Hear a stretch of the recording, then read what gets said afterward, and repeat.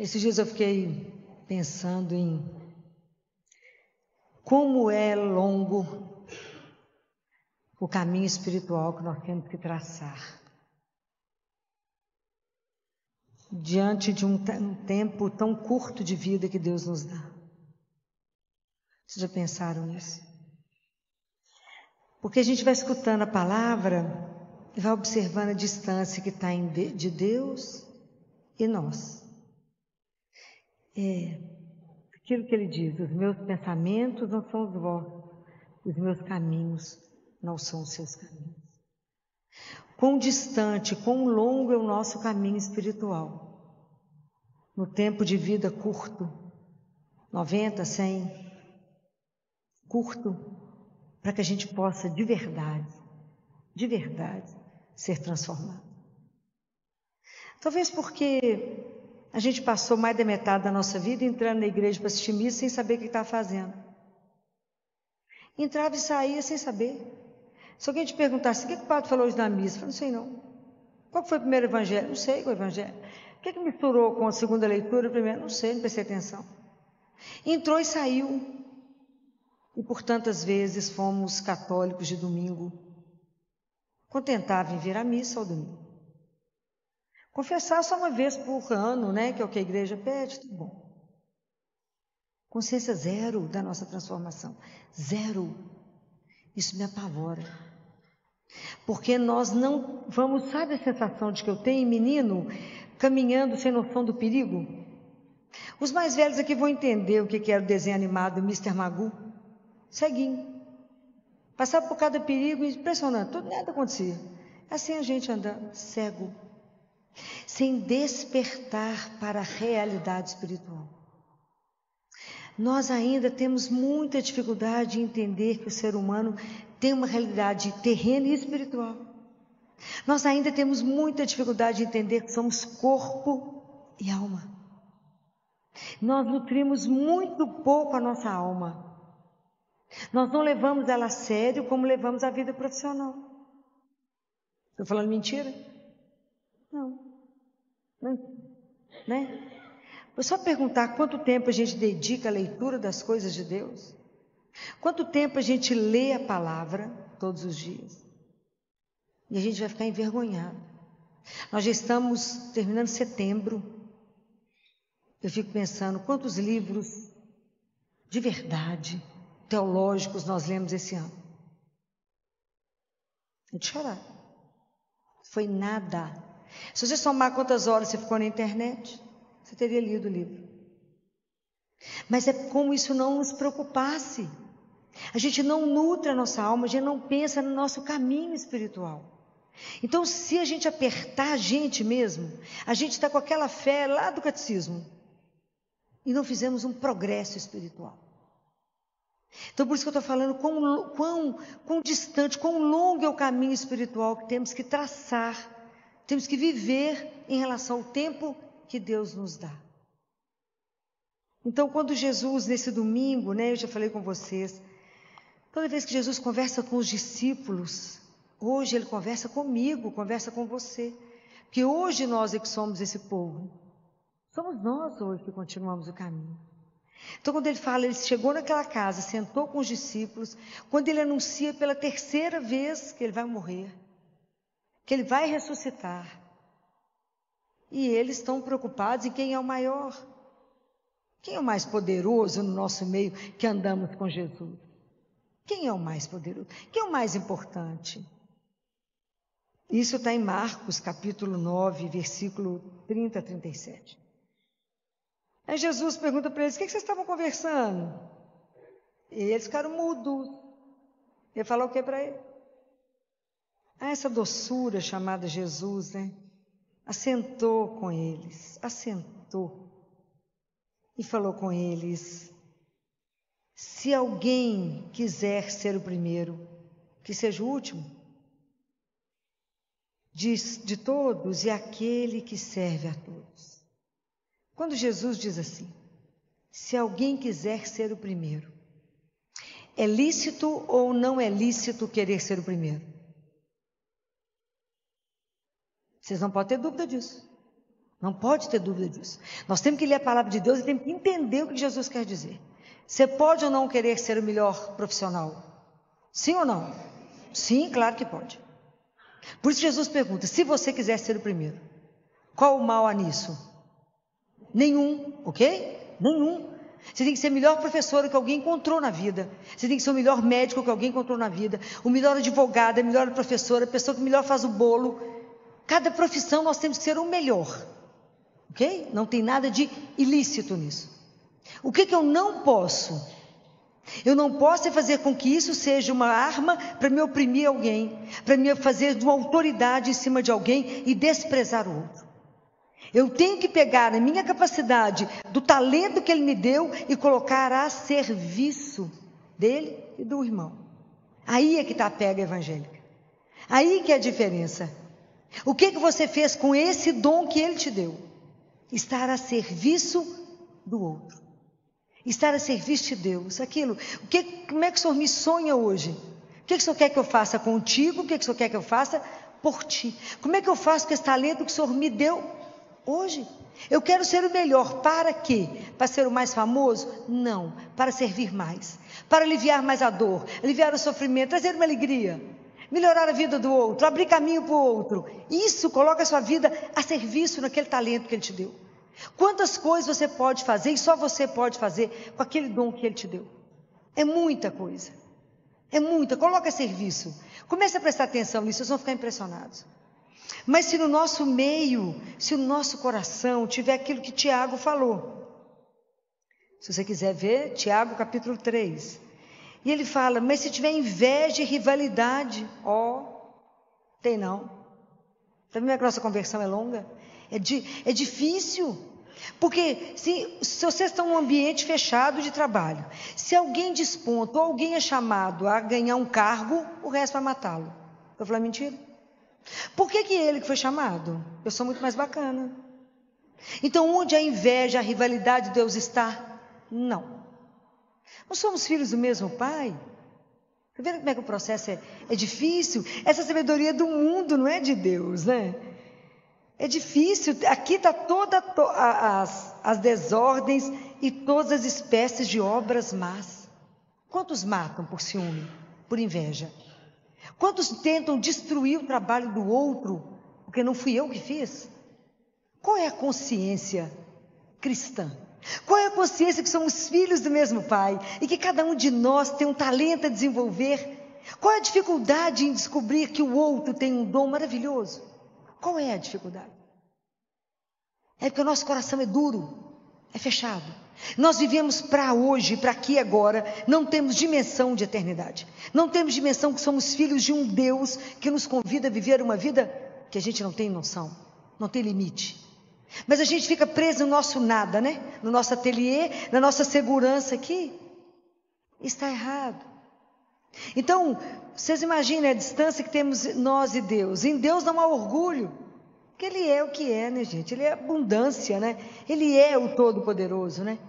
O orgulho está em nós, que nós temos que estar vivendo sempre em constância vigilância, porque nos incomoda o ciúme. Nós temos sempre vivendo com o olho estrábico. Eu estou de olho na minha coisa e de olho na conta do outro, na conta do Instagram do outro.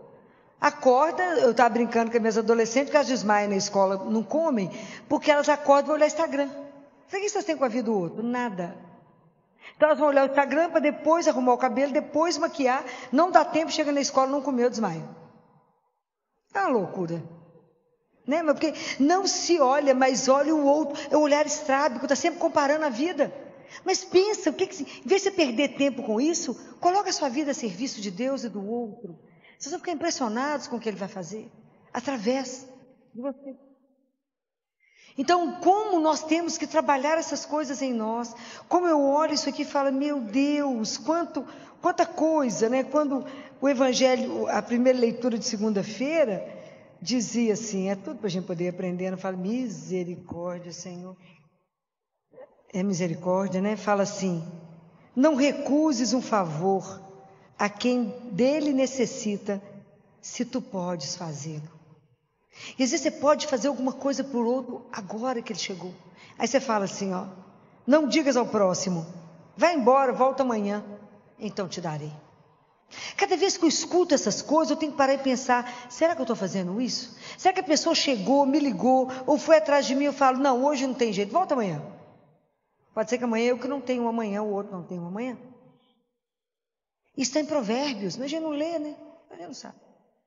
Então, o quanto que é preciso a gente prestar atenção na palavra, porque é isso que vai nos transformando. Então, é muito interessante quando a gente precisa se colocar mesmo de verdade diante do Senhor, né? E eu penso numa passagem, está no livro de Amós, se não me engano, capítulo 7, versículo 14. Amós foi um profeta. E aí falou com ele que ele não podia profetizar. Ele falou, mas eu não sou profeta, eu era vaqueiro e cultivava sicômeros. Vocês leram isso já na palavra de Deus? Está no Antigo Testamento. O que é sicômoro? Sicômoro é uma árvore que dá muito fruto, mas é um fruto que não tem gosto de nada.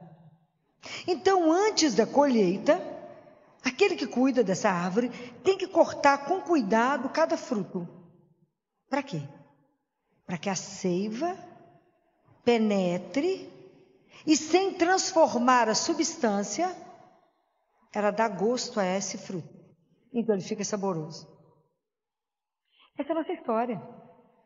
Que na verdade, nós, enquanto não escutamos a palavra de Deus, não com esse ouvido, mas com o ouvido do coração, e essa palavra não gera vida em mim, eu não vivo uma conversão. É mesmo que eu entre por aqui e sai por aqui. Eu entro e saio e vivo o meu evangelho, e vivo a minha vida sem saber o que Deus pensa sobre isso.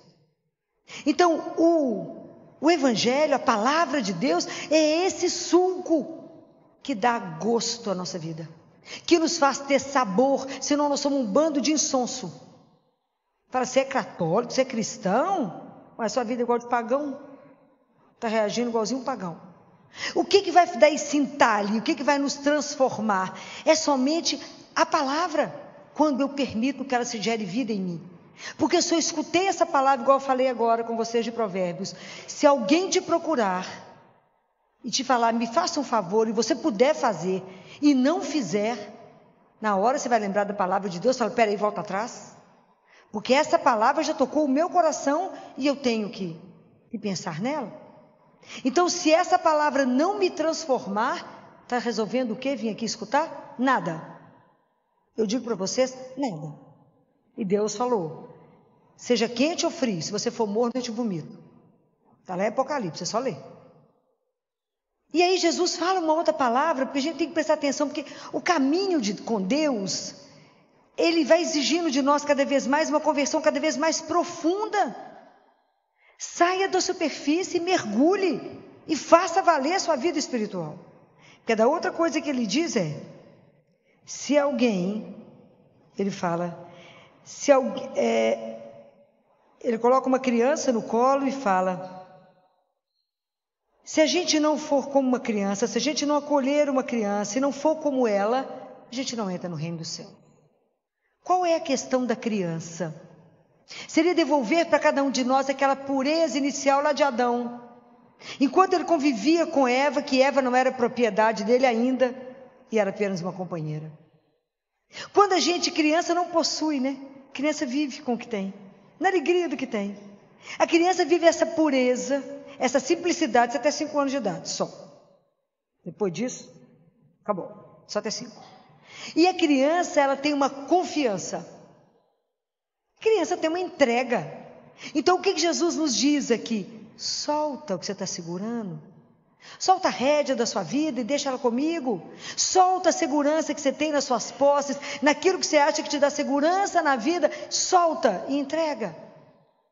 Vive como uma criança entregue na confiança, no abandono, na consciência que tem um pai que ama. É preciso se abandonar. Sem isso, sem que a gente acha que a gente é que resolve tudo, a gente que é capaz de tudo. Jesus fala assim, não confie nas suas mãos, confie em mim. Não confie, apenas em mim. Esse é um convite que eu posso ou não querer aceitar. Essas propostas nós podemos ouvir e querer que isso nos transforme, ou ouvir e falar, Isso não tem nada a ver comigo. Está na mão de quem? Sua. Somente sua. A conversão é um processo pessoal. Quando eu me permito ser transformado. Por isso eu preciso ficar perto do fogo. Senão a pipoca só vai virar pipoca se ela transformar o milho no fogo. Se ele não submeter ao fogo, vai ser eternamente milho. Nós só vamos ser transformados, de verdade a nossa vida ser purificada. Eu só vou conseguir trabalhar desinteressadamente para servir a Deus e ao meu irmão quando eu entender que Ele é o Senhor da minha vida, Ele é o meu amor e Ele deu o modelo. Ele como Senhor lavou os pés. Ele como Senhor veio servir. E nós queremos ser servidos, não é o contrário. É o contrário. É impressionante. Nós que somos pequenininhos, queremos ser grandes. E Deus, porque é grande, não se incomoda de ser humilde. Ele não incomoda de ser o último. Ele não se incomoda. Mas nós é que temos complexo, né? É pequenininho demais, quer ser maior. Quer parecer maior aos olhos dos outros. Quer parecer que é importante. Somos nada. Absolutamente um pó. Mas já descobrimos que somos um pozinho amado. Mas é um pó. Não deixamos de ser um pozinho. Mas precisamos tomar consciência. Somos o que mesmo? Estamos aqui a serviço de Deus. Eu lembro de um depoimento de uma alma do purgatório, não que ela falou comigo, viu, gente? É os livros, né, que a gente vai lendo. E que ela conta a história de uma lavadeira que fez tudo com tanto amor que ela foi para o céu direto, sem escala. E gozava do céu. Em purgatório, que a vida dela foi uma vida de doação. Quem sabe quem ela é? Ninguém. Quem viu a santificação dela, a santidade dela? Deus. Mas nós fazemos tudo para que as pessoas vejam. E eu digo para vocês, as pessoas podem te ver e pensar o que quiser de você. Quem é que sabe de verdade como é que é seu coração? Só Ele. Então vamos pensar nessas coisas que eu estou dizendo, vamos pedir a Ele que essa palavra seja como um entalhe para nós. Como Nossa Senhora foi absolutamente disponível a Deus, aberta para que Ele pudesse fazer com ela o que Ele fez. Que a gente também seja, não ponha limites à ação de Deus na nossa vida. Fala com o Senhor, abra o ouvido do meu coração, me ajuda a ouvir essa palavra, e que pela ação do Espírito Santo, então cada vez que eu já falei isso mais de uma vez com vocês, que o sacerdote for proclamar a palavra de Deus, fala com ele e envia seu Espírito Santo, para que ele me faça ouvir a palavra, e que ela transforme isso no meu coração, e gere vida em mim. Vida quer dizer ação. Eu tenho que viver baseado na palavra. E quando as pessoas falam, por que você faz desse jeito? Porque foi assim que Ele me pediu. Por causa dEle. Por Ele. Para mais ninguém. É para Ele. Porque Ele ensinou e falou, se você quiser, a doçura dEle é muito grande. Se você quiser ser o último, meu filho, sirva a todos primeiro. Se você quiser ser o primeiro, seja o último. Seja aquele que serve. Mas seja como uma criança. Confie em mim, se abandone em mim. E você deixa eu te levar, que eu te levarei para o caminho certo. Vamos pedir a Deus a graça de ouvir a palavra com o coração. E ter a graça de ser transformado. Assim como o fruto do sicômoro recebe o suco e passa a ter gosto, sabor. Que nós sejamos exatamente o cristão que tem sabor. Que dá sabor ao mundo, que dá sabor ao local que você trabalha, que dá sabor à sua família, que transforma o ambiente que você chega, porque a sua vida tem gosto e dá gosto que as pessoas possam ver. Não vamos ser essa coisa insonsa no mundo, que as pessoas não sabem nem que é aquilo que nós somos, mas que a gente de verdade deixe a marca nesse mundo, e a marca que nós temos nesse mundo, o tempo que Deus nos deu aqui para aprender somente uma coisa, qual é? Qual é? Qual é a linguagem que temos que aprender nesse mundo? Do amor. Amar a Deus acima de todas as coisas e amar uns aos outros, como Ele nos ensinou a amar. Que Deus nos conceda essa graça de sairmos e sermos cristãos de verdade. Louvado seja nosso Senhor Jesus Cristo.